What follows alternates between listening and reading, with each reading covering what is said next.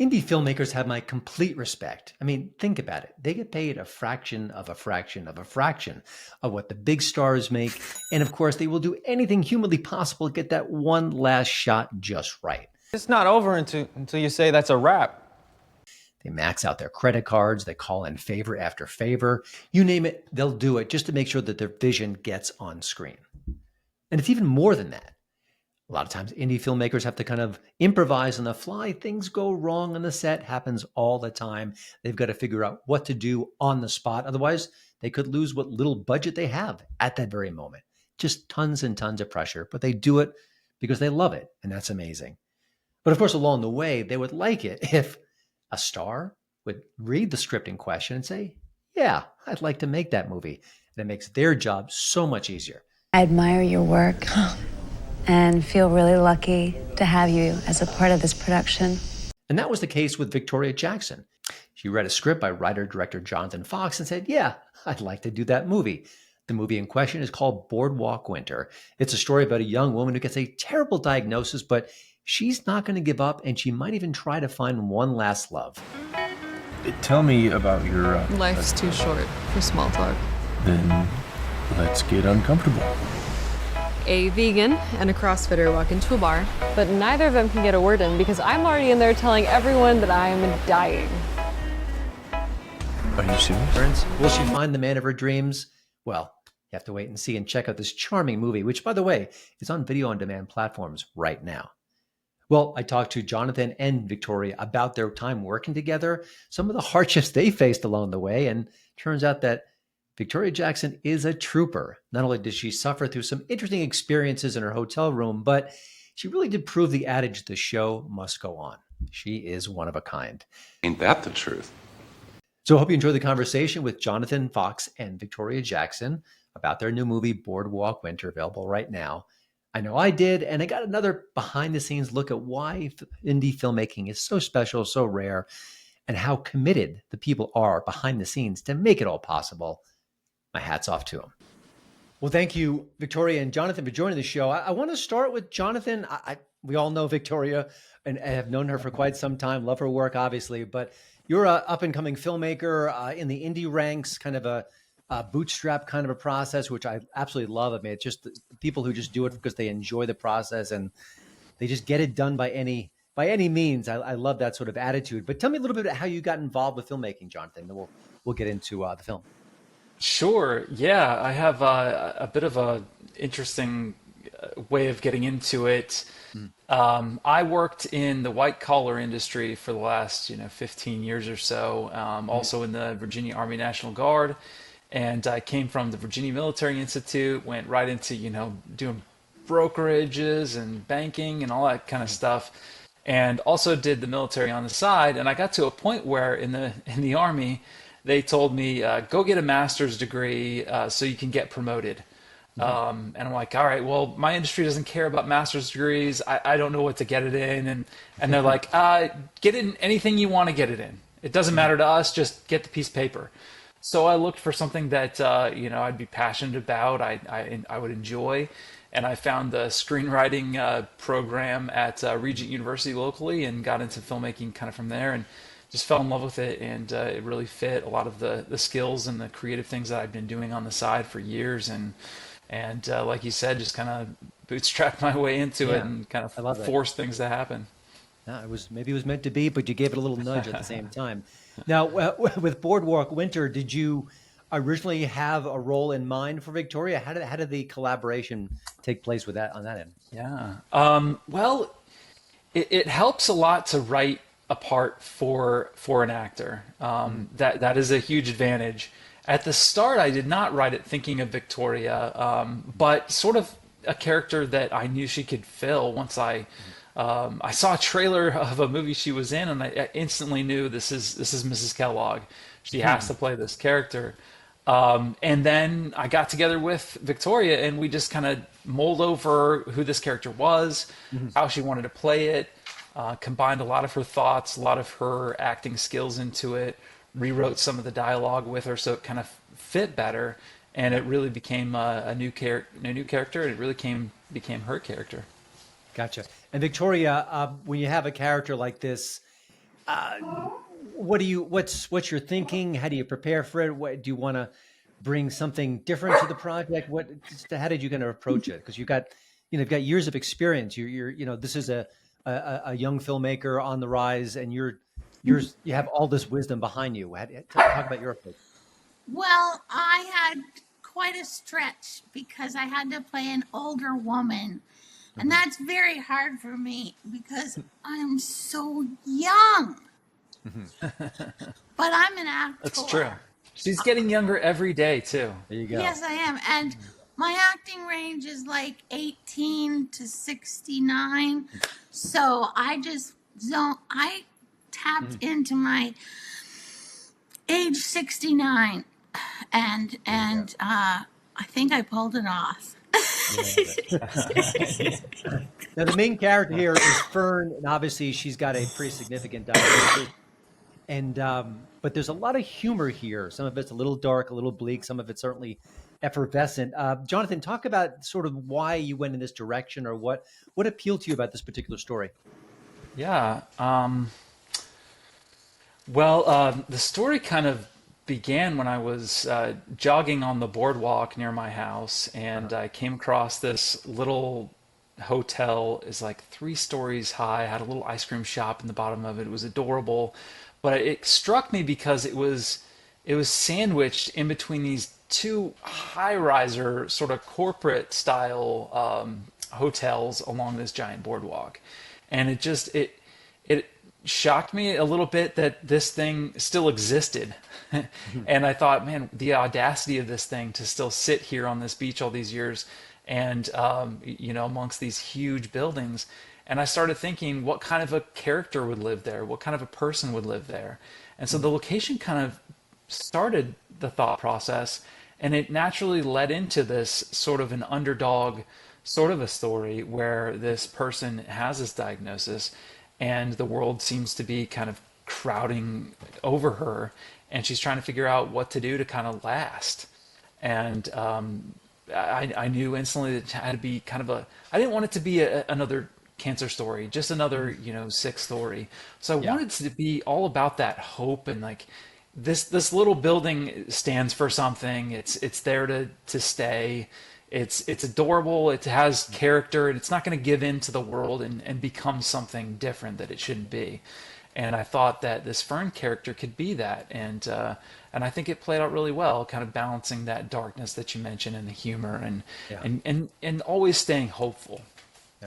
Yeah, Jonathan, you mentioned via email the budget of the film. Is that something you want to talk about? Are you okay with that? Sure. Yeah. We shot it. Go ahead. Yeah, we shot it for about $100,000. All self-financed. Yeah, so we were squeezing. That's for sure. Now, in that squeezing process, and I'm sure Victoria can tell you this as well, sometimes magic happens, sometimes accidents happen. Sometimes you think, well, we can't do this, but perhaps if we improvise and go in that direction, and then it ends up being even better than you ever thought about. Can you talk about some of the sort of the hardships and the celebrations you both had on set, things that just worked out maybe after a little bit of a creativity and ingenuity? Yeah, that's absolutely the way it is. Victoria can probably speak to this too. She's now shot 2 movies with us with the same crew. But you get together with a crew that's sort of skin and bones crew. It's a bunch of indie filmmakers who are very passionate about making the movie because they know they're not getting paid a ton of money for this, and none of us were. But we made it for a different reason. You kind of come together and you rally, and it's just a different team atmosphere than a big, multi-million-dollar set would be. And you're right, everybody kind of has to step in and maybe step outside their lane once in a while and help out here and there and problem solve constantly. Mm-hmm. Now, Victoria, you've been on big productions, you've been on smaller sets, kind of you've run the gamut. Any reflections on this particular film? Well, I had so much fun, and I think Jonathan is kind of a genius, and the script was very poetic to me. It was and it was kind of, I love dark comedy. It was a rom-com, but it addresses issues like death and very poetically. I thought the title was poetic. But anyway, working on a low budget was wonderful because Jonathan's wife filled 8 departments. She was So true. wardrobe, she was catering, she was the driver, and it was beautiful to watch a husband and wife team working together like that. That was the most rom-com thing of the whole rom-com, to see his family and his children and everybody. Just, it was so loving, and I think he cast it really well. I have a very small role. The other actors did a great job, but I don't know, what was the question again? No, I mean, you kind of just answered it, so we're fine. Actually, I want to mention another actor. Eric Roberts has become almost like the patron saint of indie filmmaking. He does a ton of movies each year, and because he's such a name, an established star, someone who we've seen for decades, it brings some gravitas and it brings some clout to films that maybe sometimes don't have them, even though it's no fault of the films themselves. I feel like in a way, you're helping that here where, you've been around for a long time. People know you, people love your work.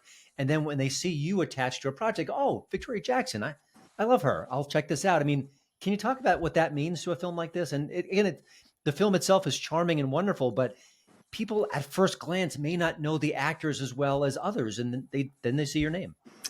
Well, I would like to say that I found out a couple years ago how hard it is to make a movie because I got my master's in film and I could never do what he pulled off. But I found out in college that if you get a celebrity name attached, it helps you sell it. Yeah. So I was like, oh, that's why he wants me. Also, and you're good. You're good. So well, it's a two. Very good. Well, personally wise, I have cancer and I'm old. I'm not in the game anymore. So when he found me, which was kind of a divine appointment because I never answer calls from strange numbers. And on my IMDb, I had my husband's number because I don't really have a manager anymore. I sort of have an agent who never sends me out much. But that's always the case. But anyway, so the fact that he would risk working with a woman in active cancer treatment was, to me personally, awesome.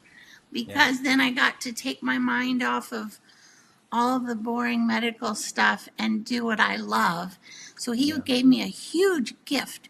So he basically gave me more of a gift than I gave them by having a known name. Oh. Well, that's very sweet of you to say. I've been a huge fan since I was a kid. I grew up watching reruns of SNL on Comedy Central and always remembered hearing Victoria Jackson, and her name announced every time. And big UHF fan, watched that a million times as a kid too. When I saw her in a movie trailer, I think it was for a Christmas movie. I think he had a small part in that too. But I saw her and I'm like, oh yes, Victoria Jackson, she's perfect for this role. And I'm so glad that she didn't answer my call and call me back. And we've had an interesting adventure too. If I could speak just for a second on her cancer issue as well. We actually didn't know when we were shooting Boardwalk Winter yet that you had cancer. You didn't know yet. I think you found out afterwards. And then we did shoot another movie when we completely knew that you had cancer. But we had another crazy health scare right before the movie started. I remember Victoria sending me an email, I think, and she's like, I broke my ankle falling down a hill at my daughter's farm, and I'm in surgery on Monday or something. And I'm like, oh no. I'm freaking out. In my mind, I'm like thinking, who do I know? Who can I call to fill this role really fast? And but we talked, and one of the first things she said to me was, I've never missed a gig, and I'm not about to miss one now. And she said she's having the surgery on Monday, and she's going to be on the plane on Tuesday. And absolutely showed up with a boot on her foot, and we got her a walker, and we just kind of built that into the character. And it actually assisted the role really well. But to her credit, even for our tiny little film, she suffered through a lot of pain and traveled with a newly broken ankle to be in this movie. Here's a funny story. Yeah. Jonathan got me a great room in that little building he's talking about that survives, even though big new things are going around it. And I had an ocean view. And it was a great room to be healing in because it was little. I was taking baths with my boots sticking out of the bathtub. You can't get it wet. I had lots of pain pills, which is great. And but my one funny story is in the middle of the night I heard and it was a rat in the wall. Oh. And so low budget movies, you get surprises like that. It did it for a long, long time. And then I told them next movie, I want a different room. And she didn't leave, though. Yeah, that's true. We did get her a new room for the next movie. Such a diva, Victoria, such a diva. You know, when you think about the money spent on this film and the fact that it looks beautiful, it's a feature film, you couldn't guess the budget by watching it. It's just remarkable. And yet we're also in a time where there's so much noise and product in the marketplace. Jonathan, for you, is it intimidating and promising all at once? I mean, how do you view, entering the filmmaking field now, given all the competition, but all the opportunity at the same time? Wow, yeah, that is a good question. It's a very, very strange marketplace right now. It absolutely is. They talk about our audiences having TikTok brains, where they can't pay attention to something longer than 3 to 5 seconds, and if you don't hook them in 3 to 5 seconds, you don't have them. So it is a weird thing to think about filming in this era, but I thought from the very beginning I needed to separate myself as a screenwriter and as a storyteller, and I'm very Christian myself, my personal beliefs. I know Victoria very much is as well, and we've talked about this a little bit too, Victoria, where this film isn't an overtly Christian film. There's plenty of that out there, and there's a great marketplace for that, and preaching to the choir isn't a bad thing. The choir goes to church to be fed too. But I wanted to kind of reach outside of that faith-based market to appeal to a wide audience. So I would kind of call my filmmaking values-based. And so I wanted to have a really good, true message about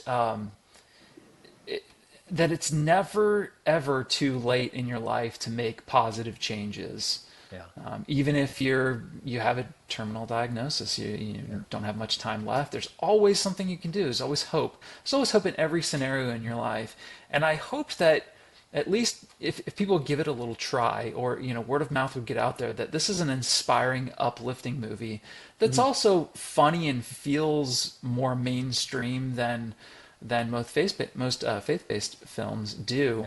Yeah. I would hope that it would resonate and rise above the thousands and thousands of streaming movies now that it is hard to kind of get into. But and then hopefully Victoria's face, name, and her laugh and everything will help bring it out too, and that nostalgia for better actors in a better time.